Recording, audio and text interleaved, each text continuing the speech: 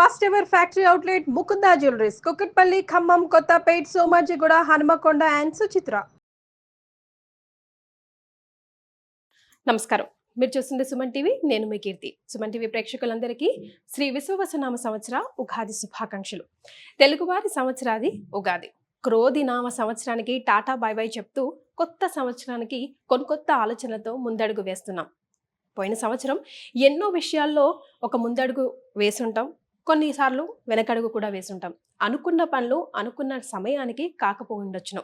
మరి అట్లీస్ట్ ఈ కొత్త సంవత్సరంలో మనందరికీ ద్వాదశ రాశుల వారందరికీ కూడా ఎలా ఉండబోతోంది, శ్రీ విశ్వవసు అంటే అర్థం ఏంటి, ద్వాదశ రాశుల వారికి ముఖ్యంగా మహిళలకి కూడా ఎలాంటి పరిహారాలు చేసుకుంటే బాగుంటుంది, సమయం అనుకూలించినప్పుడు ఇంకా సమయాన్ని మనకి మంచిగా తిరుగుబాటు చేసుకోవడానికి ఎలా ఉంటే బాగుంటుంది, ఇలాంటి విషయాలన్నీ మనకి తెలియజేయడానికి మనతో పాటు ప్రముఖ ఆస్ట్రాలజర్ బ్రహ్మశ్రీ నందిబట్ల శ్రీహరి శర్మ గురుగారు ఉన్నారు. నమస్తే గురుగారు. వాగర్థావివ సంపృక్తౌ వాగర్థ ప్రతిపత్తయే జగతః పితరౌ వందే పార్వతీ పరమేశ్వరౌ. సదాశివ సమారంభాం శంకరాచార్య మధ్యమాం అస్మదాచార్య పర్యంతం వందే గురు పరంపరాం. ఆదిత్యాయ చ సోమాయ మంగళాయ బుధాయ చ గురు శుక్ర శనిభ్యశ్చ రాహవే కేతవే నమః. శృంగేరి జగద్గురు పీఠాధిపతులకి, కంచి పీఠాధిపతులకి నమస్కారములు తెలియజేసుకుంటూ కార్యక్రమాన్ని ప్రారంభిద్దాం. అలాగే గురుగారు, శ్రీ విశ్వవసు నామ సంవత్సరం అంటున్నాం కదా, అంటే అర్థం ఏంటో? విశ్వావసు, విశ్వావసు అనగా విశ్వాసము కలిగినటువంటిది, నమ్మదగినటువంటిది అనేటువంటి అర్థంగా చెప్పవచ్చు. అంతేకాకుండా విశ్వావసు అనేటువంటిది గంధర్వరాజులలో ఒక రాజు. ఇతని పేరు మీదగానే వివాహం కాని అబ్బాయిలకి, ఆలస్యంగా వివాహం అవుతున్నటువంటి అబ్బాయిలకి ఈ యొక్క విశ్వావసు గంధర్వనామ మంత్రముతో కనుక జపము, తర్పణము, హోమము గనక చేస్తే త్వరితగతిన వివాహము జరిగి తీరుతుంది అని చెప్పి మనకు మంత్రశాస్త్రంలో చెప్పబడి ఉంది. గురుగారు, ద్వాదశ రాశుల్లో భాగంగా కుంభ రాశి వారికి ఈ కొత్త సంవత్సరంలో ఎలా ఉండబోతోంది? ద్వాదశ రాశులలో భాగంగా కుంభరాశిలో జన్మించినటువంటి వారికి శ్రీ విశ్వావసు నామ సంవత్సరంలో ఏ విధంగా ఉండబోతుందో తెలియజేసుకునే ప్రయత్నం చేద్దాం.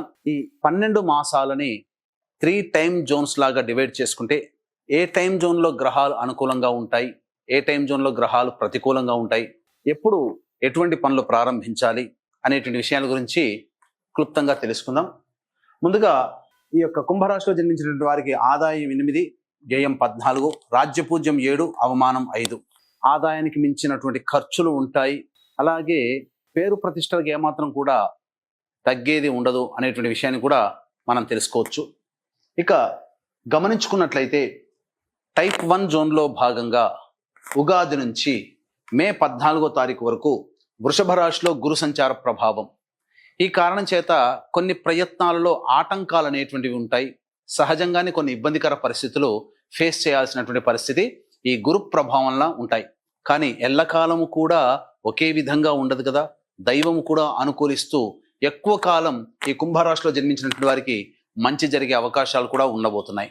ఇక శని భగవానుడి విషయాన్ని కనుక చూసుకున్నట్లయితే మార్చి 28 నుంచి జూలై 12 వరకు కూడా మీనరాశిలో సంచారం చేస్తుంటాడు. కుటుంబ శని ప్రభావం కాబట్టి ఏలిన నాటి శని ప్రభావం నుంచి మీరింకా ఇప్పట్లో బయటపడలేరు. ఇంకొక 3 ఇయర్స్ వరకు వేచి చూడక తప్పది పరిస్థితి.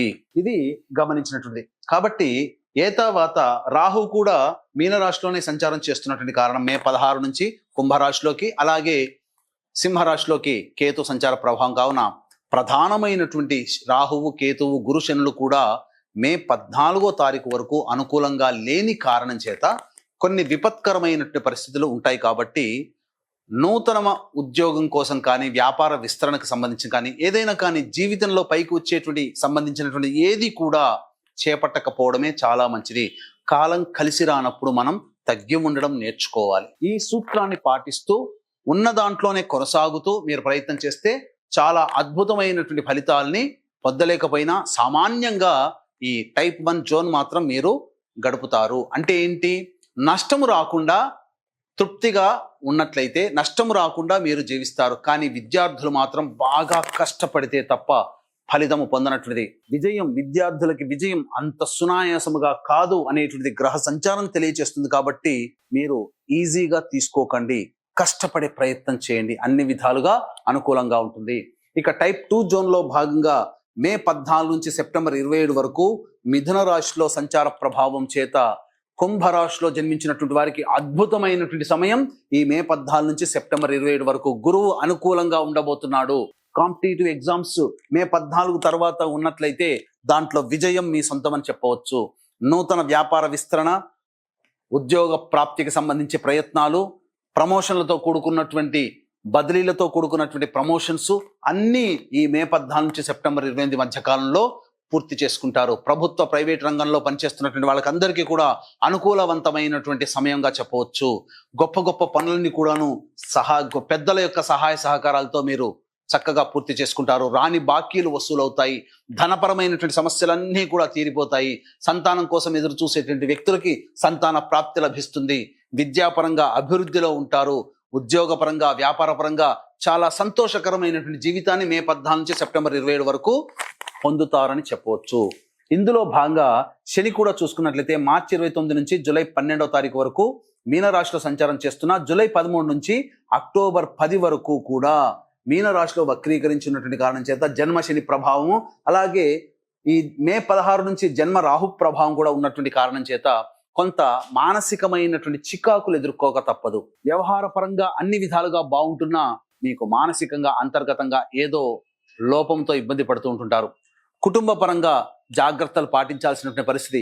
బయట అన్ని వ్యవహారాల్లో ఉన్నటువంటి చిక్కులన్నీ కూడాను తీర్చుకోగలిగిన కుటుంబ వ్యవహారాల్లో కుటుంబ పరంగా మాత్రం కాస్త వెనకడిగిపోతారు. కాబట్టి ఆ కుటుంబ పరంగా ఎక్కువ శ్రద్ధ పెట్టే ప్రయత్నం చేయండి. బయట కంటే ఇంట్లో ఎక్కువగా గడిపే ప్రయత్నం చేయండి. చాలా మటుకు సమస్యలు తీరుతాయని చెప్పవచ్చు. ఇక అక్టోబర్ 10 నుంచి నవంబర్ 26వ తారీఖు వరకు కూడా కుంభరాశిలోకి స్థితి పొంది ఉండి ఆ కుంభరాశిలోనే వక్రీకరించినటువంటి కారణం చేత 12వ రాశి ఫలితాలను కూడా పొందుతారు. తత్ఫలితంగా ఏమవుతుంది, ఈ అక్టోబర్ 10 నుంచి నవంబర్ 26 మధ్య కాలంలో విదేశీ యానము అయ్యే అవకాశాలు గోచరమవుతున్నాయి. విదేశీ యానం గురించి ప్రయత్నం చేసేవాళ్ళు ఖచ్చితంగా విదేశీ యానం చేస్తారు. అనవసరమైనటువంటి ఖర్చులు ఎక్కువగా ఉంటాయి. వ్యవహారంలందు కొంత అపజయములు ఉంటాయి, చికాకులు ఉంటాయి. ప్రతి పనులలో అడ్డంకులు అనేటువంటివి ఈ యొక్క కుంభరాశిలో జన్మించినటువంటి వారికి ఉంటాయి. కాబట్టి దంపతుల మధ్య విభేదాలు కానీ సమస్యలు కానీ వచ్చే అవకాశం ఉంది. కాబట్టి జాగ్రత్తలు పాటించండి. దైవ బలం ఉన్నప్పటికీ కూడా ప్రధానంగా ఈ సంబంధించినటువంటి స్థితిగతులు మనకు అనుకూలంగా లేవు. ఈ సెప్టెంబర్ 28 నుంచి నవంబర్ 11వ తారీఖు వరకు గురువు కర్కాటక రాశిలో ప్రవేశం చేస్తుంటాడు టైప్ 2 జోన్లో భాగంగా. సెప్టెంబర్ 27 వరకు అనుకూలంగా ఉన్నటువంటి గ్రహము కూడా సెప్టెంబర్ 28 నుంచి నవంబర్ 12వ తారీఖు వరకు కూడా అనుకూలంగా లేదు. కాబట్టి ఏదైనా ధనపరమైనటువంటి చిక్కులు కానీ, రుణగ్రస్తులు అవ్వడం కానీ, ధనము ఎవరికైనా ఇచ్చింది మోసపోవడం, నష్టపోవడం కానీ జరుగుతాయి. మీ అవసరాలకి, ఖర్చులకి ధనాన్ని అప్పు చేయాల్సినటువంటి పరిస్థితి సెప్టెంబర్ 28 నుంచి నవంబర్ 11 మధ్య కాలంలో ఏర్పడుతుంది. కాబట్టి ఏ విధమైనటువంటి పనులని చేపట్టకపోవడమే మంచిది. గురువు అనుకూలంగా లేడు, రాహుకేతులు అనుకూలంగా లేవు, శని కూడా అనుకూలంగా లేని కారణం చేత గడ్డు కాలం ఏదయ్యా ఉంది అని అంటే ప్రధానమైనటువంటిది సెప్టెంబర్ 28 నుంచి నవంబర్ 11వ తారీఖు వరకు. మార్చి 30 నుంచి మే 13వ తారీఖు వరకు సమయం సామాన్యంగా ఉన్న గడ్డు కాల స్థితి మాత్రం సెప్టెంబర్ 28 నుంచి నవంబర్ 11 మధ్య కాలంలో ఈ విశ్వావసునామ సంవత్సరంలో కుంభరాశిలో జన్మించినటువంటి వారు ఎక్కువగా పొందుతారని చెప్పవచ్చు. ఇక టైప్ 3 జోన్లో భాగంగా నవంబర్ 12 నుంచి డిసెంబర్ 27 వరకు కర్కాటక రాశిలోనే వక్రీకరించినటువంటి కారణం చేత శుభ ఫలితాలు పొందుతారు. ధనము సమయానికి అందుతుంది. రాని బాకీలు వసూలు అవుతాయి. అప్పటి వరకు కష్టాలు పడ్డటువంటి వాళ్ళకి, అనగా ఎండలో వానల్లో తిరుగుతున్నటువంటి వాళ్ళకి గొడుగు వస్తే ఎంత ఉపశమనం లభిస్తుందో అంత ఉపశమనం ఈ యొక్క నవంబర్ 12 నుంచి డిసెంబర్ 26 మధ్య కాలంలో పొందుతారు. ఇక డిసెంబర్ 27 నుంచి మార్చి 14 వచ్చే సంవత్సరం మార్చి వరకు కూడా మిథున రాశిలోనే స్థితి పొంది ఉండి వక్రీకరించినటువంటి కారణం చేత కొంత ఇబ్బందికర పరిస్థితులు ఎదురైనప్పటికీ కూడాను మంచి విజయాన్ని పొందుతారని చెప్పవచ్చు. ఏ తర్వాత చెప్పొచ్చు ఇది ఏమిటంటే మార్చి 30వ తారీఖు నుంచి వచ్చే సంవత్సరం మార్చి 20వ తారీఖు వరకు ఉన్నటువంటి గడ్డు కాలం ప్రధానంగా ఏంటంటే గురుగ్రహ ప్రభావం సెప్టెంబర్ 28 నుంచి నవంబర్ 11, మార్చి 30 నుంచి మే 13వ తారీఖు వరకు ఉన్న సమయం అనుకూలంగా లేదు. మిగతా సమయంలన్నీ కూడా గురు ప్రభావం వలన అనుకూలంగా ఉంటాయి. కుంభరాశిలో జన్మించినటువంటి వారు అన్ని విధాలుగా తమ యొక్క సమస్యల్ని పరిష్కరించుకొని సంఘంలో పేరు ప్రతిష్టలు, గౌరవ మర్యాదలు పొందుతారని చెప్పడంలో ఏమాత్రము సందేహం లేదు. ఇక టైప్ 3 జోన్లో భాగంగా నవంబర్ 26 నుంచి జనవరి 9వ తారీఖు వరకు మీనరాశిలోకి సంచారం కుంభరాశిలోనే స్థితి పొంది ఉంటాడు. ఈ సమయం మాత్రం చాలా కీలకం. తండ్రి గారి ఆరోగ్యం పట్ల శ్రద్ధ వహించాల్సినటువంటి పరిస్థితి నవంబర్ 26 నుంచి జనవరి 9వ తారీఖు వరకు. కాబట్టి జాగ్రత్తలు పాటించండి. ఇది ప్రధానంగా చెప్పు. జనవరి 10 నుంచి ఎలాగో మళ్ళీ కుటుంబ శని దోష ప్రభావం కాబట్టి ఇప్పట్లో ఈ యొక్క శని దోష ప్రభావం నుంచి బయటపడడం అనేటువంటిది ఈ యొక్క కుంభరాశి వారికి జరగదు కాబట్టి శనికి సంబంధించినటువంటి పరిహారాలు పాటించాల్సిందే. ఇక ఈ రాశిలో జన్మించినటువంటి విద్యార్థులు మే 14వ తారీఖు నుంచి సెప్టెంబర్ 27వ తారీఖు మధ్య కాలంలో అనూహ్యమైనటువంటి విజయాలు పొందుతారు. అన్ని విధాలుగా పరీక్షలలో ప్రథమ శ్రేణిలో ఉత్తీర్ణత శాతాన్ని పొందుతారు. మే 14 వరకు, మార్చి 30 నుంచి మే 14 వరకు చాలా గట్టి ప్రయత్నం చేస్తే తప్ప శుభ ఫలితాలు పొందలేరు. ఇక ఈ రాశిలో జన్మించినటువంటి సంబంధించినటువంటి వివాహానికి కానటువంటి అబ్బాయిలకి అమ్మాయిలకి మాత్రం వివాహము జరిగేటువంటి అవకాశాలు ఎక్కువగా గోచరమవుతున్నాయి. మే 14 నుంచి సెప్టెంబర్ 27 మధ్య కాలంలో వివాహం జరిగి తీరుతుంది. సంతానం కోసం ఎదురు చూసేటువంటి వ్యక్తులు సంతానవంతులు అవుతారు. ఈ యొక్క రాశిలో జన్మించినటువంటి ఈ సమయంలోనే సంతానవంతులు జరిగే అవకాశం గోచరమవుతుంది. ఈ రాశిలో జన్మించినటువంటి రాజకీయ రంగ ప్రముఖులకి ప్రజల యొక్క ఆదరణ అభిమానాలు ఎక్కువగా ఉంటాయి. పెద్దల యొక్క అభిమానాన్ని పెద్దల దృష్టిలో పడడం కోసం డబ్బుని మంచినీళ్ళలా ఖర్చు చేయాల్సినటువంటి పరిస్థితి వస్తుంది. కానీ భవిష్యత్తును దృష్టిలో పెట్టుకొని పెట్టుతారు. కాబట్టి డబ్బుల విషయంలో జాగ్రత్తలు పాటించండి. ఎక్కువగా సమాజంలో ఉండే ప్రయత్నం చేయండి. సమాజంలో పేరు ప్రతిష్టలు ఆటోమేటిక్గా పెద్దల యొక్క దృష్టిలో మీరు పడతారు. తద్వారా మీకు మంచి జరుగుతుందని చెప్పవచ్చు. ఈ రాశిలో జన్మించినటువంటివి సినీ కళారంగ ప్రముఖులు ఎవరైతే ఉంటారో ప్రధానంగా ఈ సినీ కళారంగంలో ఉన్నటువంటి వాళ్ళకందరికీ కూడా సెప్టెంబర్ 28 నుంచి నవంబర్ 12 మాత్రం గడ్డు కాలము. అన్ని అవకాశాలు అన్ని దగ్గర దాకా వచ్చి అంది వచ్చినట్టే వచ్చి వెనక్కి వెళ్ళిపోతుంటాయి. ధనపరముగా ఇచ్చిన అడ్వాన్సులు వెనక్కి తిరిగి తీసుకునే అవకాశాలు ఉంటాయి. సినిమా రంగము, కళారంగము, టీవీ రంగము, news, electronic media, social media ఇలా అన్ని వాళ్ళు కూడా ఈ భాగంలోకి వస్తారు. కాబట్టి జాగ్రత్తలు పాటించండి. డబ్బుల విషయంలో సెప్టెంబర్ 28 నుంచి నవంబర్ 11 వరకు జాగ్రత్తలు పాటించండి. అలాగే ఈ రాశిలో జన్మించినటువంటి రైతులకి 2 పంటలు కూడాను లాభసాటిగా ఉంటాయి. ప్రధానంగా అన్ని వృత్తి ఉద్యోగ వ్యాపారాల్లో ఉన్నటువంటి వాళ్ళు మాత్రం సెప్టెంబర్ 28 నుంచి నవంబర్ 11 మధ్య కాలము, మార్చి 30 నుంచి మే 13 మధ్య కాలము జాగ్రత్తలు పాటించండి. మిగతా అన్ని రంగాలలో ఉన్నటువంటి వాళ్ళకి శుభ పరిణామాలుగా చెప్పవచ్చు. వ్యాపారంలో మంచి లాభసాటిగా ఈ చెప్పిన సమయాలు తప్ప మిగతా సమయాల్లో లాభసాటిగా ఉంటుంది. అన్ని విధాలుగా యోగకాలమైనటువంటి జీవితాన్ని పొందుతారు. ముఖ్యంగా గృహపరమైనటువంటి చిక్కులు, ఇల్లును కట్టుకోవడం కానీ, గొప్ప గొప్ప పనులు సాధించడం కానీ, వివాహాది శుభకార్యాలు జరగడం కానీ మే 14 నుంచి సెప్టెంబర్ 27 మధ్య కాలంలో పూర్తి చేసుకుంటారు. ఈ రాశిలో జన్మించినటువంటి మహిళలకి పేరు ప్రఖ్యాతులకి లోటు ఉండదు. కానీ ఎక్కువగా శారీరక శ్రమ, మానసిక ఒత్తిడి అధికంగా ఉంటుంది. జన్మ శని రాహు ప్రభావం వలన గర్భ సంబంధమైనటువంటి సమస్యలు ఎదుర్కొనే అవకాశాలు ఎక్కువగా గోచరమవుతున్నాయి. కాబట్టి జాగ్రత్తలు పాటించండి. శారీరక శ్రమ ఎంతైనా పడినా మానసికమైనటువంటి ఆందోళన ఎక్కువగా ఉంటుంది. ముఖ్యంగా సంతానం గురించి ఎక్కువగా కష్టపడతారు, ఆందోళన చెందుతారు. తద్వారా కొంత అనారోగ్యం చేసే అవకాశం ఉంటుంది. కానీ వృత్తి ఉద్యోగ వ్యాపారాల్లో గౌరవ మర్యాదలకు ఏమాత్రం లోటు ఉండదు.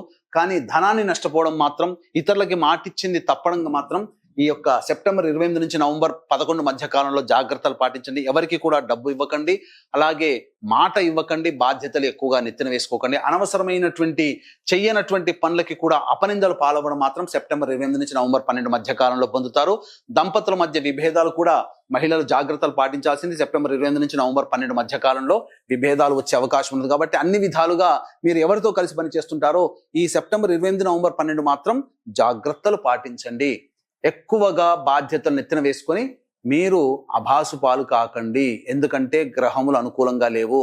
రాహువు, శని, కేతువులు అనుకూలంగా లేని కారణం చేత ముఖ్యంగా స్త్రీలకి సమస్యలు ఎదురవుతాయి. కాబట్టి ఈ యొక్క రాశిలో జన్మించినటువంటి స్త్రీలు తగు నివారణ చర్యలు చేపట్టుకొని దైవతా అనుగ్రహాన్ని పొందే ప్రయత్నం చేస్తే అన్ని విధాలుగా బాగుంటుందని చెప్పవచ్చు. ఈ రాశిలో జన్మించినటువంటి వాళ్ళకి శని సంపూర్ణంగా అనుకూలంగా లేడు. జన్మరాహు, సప్తమ కేతు కూడా అనుకూలంగా లేదు. అలాగే గురుగ్రహ ప్రభావం కూడా కొంతకాలం అనుకూలంగా ఉండి కొంతకాలం అనుకూలంగా లేని కారణం చేత ఇబ్బందికర పరిస్థితులు, అన్ని అడ్డంకులు ఉంటాయి. మీ సంకల్పం నెరవేరడానికి దైవానుగ్రహం తప్పనిసరి. అలాగే జాతకరీత్యా సమస్యలు ఎదురైనప్పుడు మీరు ఏ పండితుల దగ్గరికి వెళతారో ఆ పండితులు మీ జాతకాన్ని పరిశీలించి ఎటువంటి పరిహారాలు చేసుకోమని చెబుతారో అటువంటి పరిహారాలన్నీ కూడా ప్రతి నెల ఒక్కొక్క క్షేత్రంలో మన పీఠమాధ్వర్యంలో జరగబోతున్నాయి. దీనికి శ్రీకారం మాత్రం మహామహిమాన్వితమైనటువంటి సుప్రసిద్ధ కాశీ క్షేత్రంలో ఏప్రిల్ 18వ తారీఖు రోజున ప్రారంభమవుతుంది.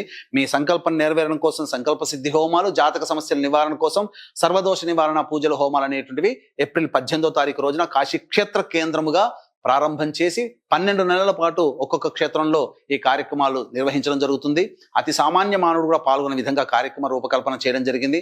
అందున ప్రధానంగా చూసుకున్నట్లయితే మీ కుటుంబ సభ్యుల గోత్రనామాదులతో ఈ యొక్క కార్యక్రమాలన్నీ జరుగుతాయి. కాబట్టి ఈ కార్యక్రమంలో సభ్యులుగా నమోదు చేసుకోదలిచిన వాళ్ళు కార్యక్రమ తదనంతరం కాంటాక్ట్ చేసి పూర్తి వివరాలు తెలుసుకోవచ్చు.